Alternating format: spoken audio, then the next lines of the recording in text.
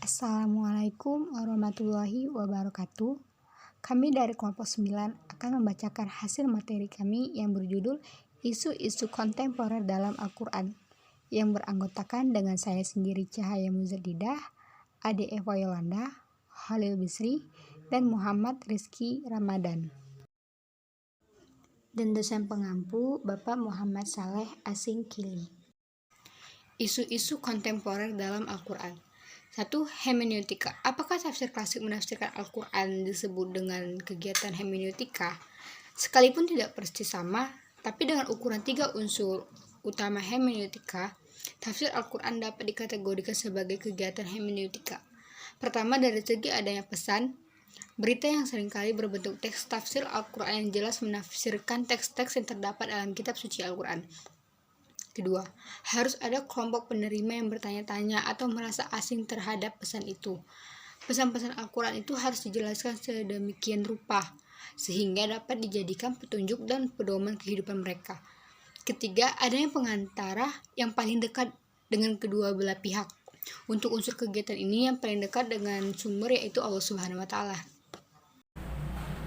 Dari segi teks yang ditafsirkan, seluruh mufasir klasik tanpa kecuali meyakini bahwa teks suci Al-Quran berbeda dengan teks-teks lainnya, termasuk teks hadis Nabi Muhammad SAW. Teks suci Al-Quran sepenuhnya berasal dari Allah Subhanahu wa Ta'ala yang diwahyukan kepada Nabi Muhammad melalui malaikat Jibril. Tidak ada intervensi manusia sedikit pun dalam pemilihan kata, penyusunan kata, apalagi dalam menentukan isi atau pesannya. Keterlibatan manusia hanyalah Rasulullah dan para sahabat dalam menghimpun dan menjaga otentitas. Oleh karena itu, teks-teks suci Al-Quran semuanya otentik dan valid.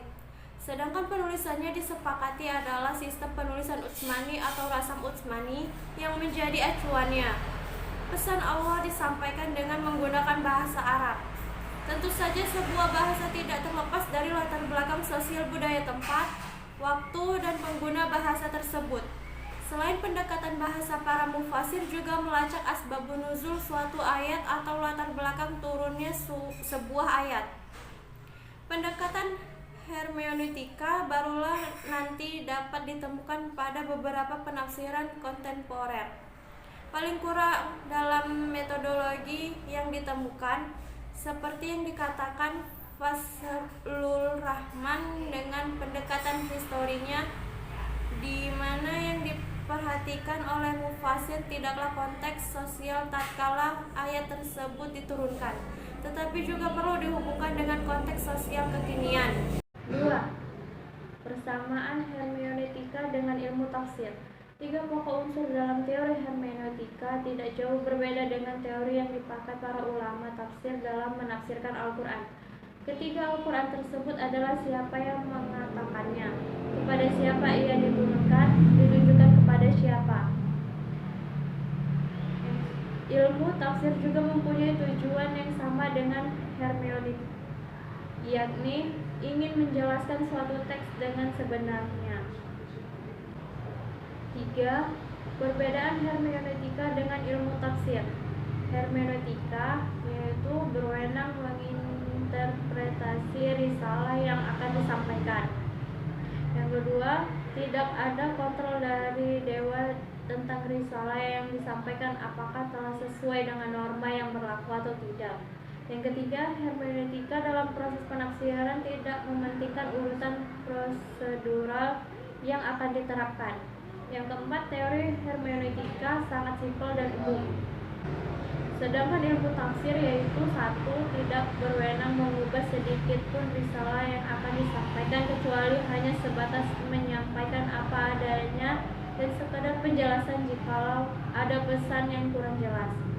Yang kedua, berada di bawah kontrol Allah sehingga Nabi Muhammad menyampaikan kepada umatnya sebagaimana yang diperintahkan Allah. Yang ketiga, teori ilmu tafsir langkah-langkah prosedural dalam penafsiran Al-Quran sangat dibutuhkan. Yang keempat, kaidah-kaidah dalam ilmu tafsir semua diuji dalam pembahasan ulumul Quran. B. Kesetaraan gender dalam perspektif feminisme Islam. Pengertian feminisme Islam mulai dikenal pada tahun 1990-an. Feminisme ini berkembang terutama di negara-negara yang mayoritas penduduknya beragama Islam seperti Arab, Meksiko, Maroko, Mesir, dan Indonesia. Dengan semangat feminisme, maka muncullah berbagai gagasan dan kajian terhadap tafsir ayat-ayat Al-Quran dan hadis yang dilakukan para intelektual muslim, yang dikenal dengan sebutan feminis muslim. Munculnya gagasan dan kajian tersebut sesuai dengan semangat teologi feminisme Islam yang menjamin keberpihakan Islam terhadap integritas dan otoritas kemanusiaan perempuan yang terdistorsi oleh narasi-narasi besar wacana keislaman klasik yang saat ini masih mendominasi proses sosialisasi dan pembelajaran keislaman kontemporer. Teori Asbabun Nuzul klasik. Analisis Asbabun Nuzul merupakan suatu analisis yang memperhatikan hal ihwal kondisi, suasana, keadaan, atau kejadian di mana Al-Quran diturunkan. Oleh karena itu, memahami Asbabun Nuzul sama halnya dengan memahami konteks diturunkannya suatu ayat. Pemahaman terhadap konteks ini akan mempermudah para mufasir untuk memberikan implik.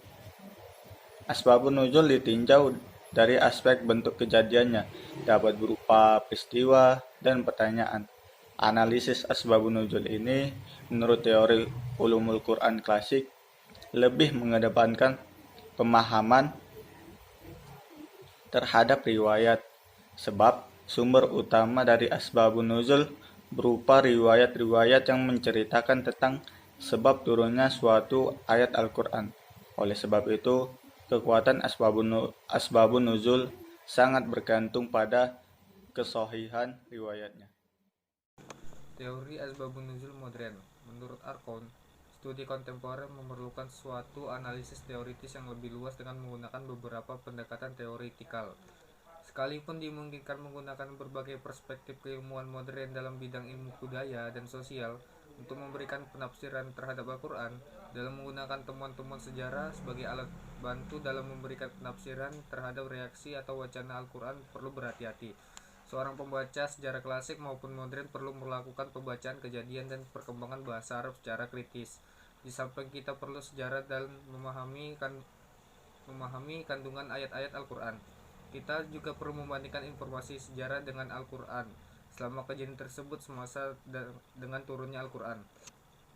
Pandangan umum orientalis tentang Al-Quran. Secara umum, orientalis barat klasik, khususnya Islamologinya, dalam mempelajari Islam memang sering bertolak dari prasangka kaku dan negatif. Di samping itu, Islamologi barat klasik hanya mendekati Islam melalui karya tulis pemikir Islam terkenal. Untuk itu, Islamologi klasik cenderung mengabaikan ungkapan-ungkapan lisan yang tak tertulis dan karya tulis yang dianggap tidak representatif. Karena sikap yang demikian dan karena dangkalnya sudut pandang teoritis, Islamologi klasik dapat dianggap terbelakang dibandingkan dengan cabang ilmu pengetahuan barat lainnya. Baiklah, sekian dari hasil presentasi kami. Wassalamualaikum warahmatullahi wabarakatuh.